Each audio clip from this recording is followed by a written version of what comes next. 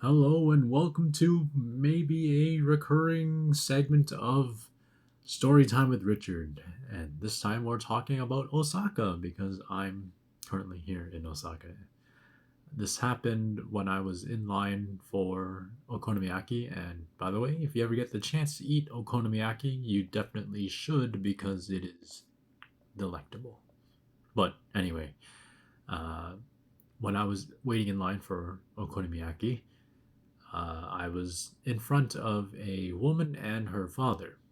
Now, the woman had some experience in Japan before. I think I wasn't trying to listen, right? But they were just beside me. From what I gathered, she sorry, she had gone to school in Japan, and her father just happened to be visiting.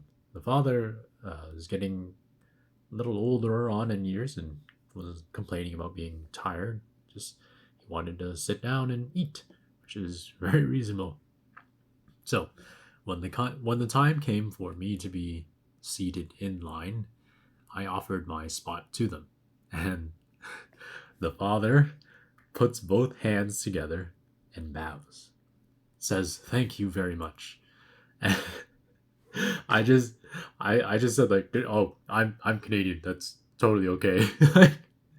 It's interesting being an Asian minority in Japan. Uh, it's led to a lot of instances like this where people just assume I'm Japanese, which I guess is like I understand why. Um, but yeah, moreover, I was handed a Japanese menu from the waiter, and the woman and father were handed an English menu. I didn't pay much attention to this at all, but they must have because they both asked me if I wanted the English menu, to which once again I said, "Oh, that I'm quite okay, don't worry."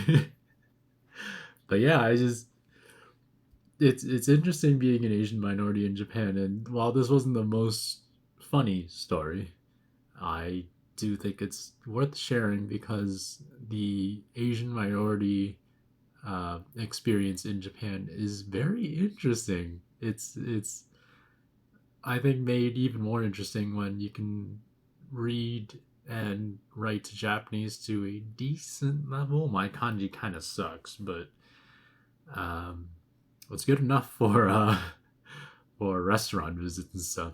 But yeah, I think that's it. I don't want this video to go on too long. See ya.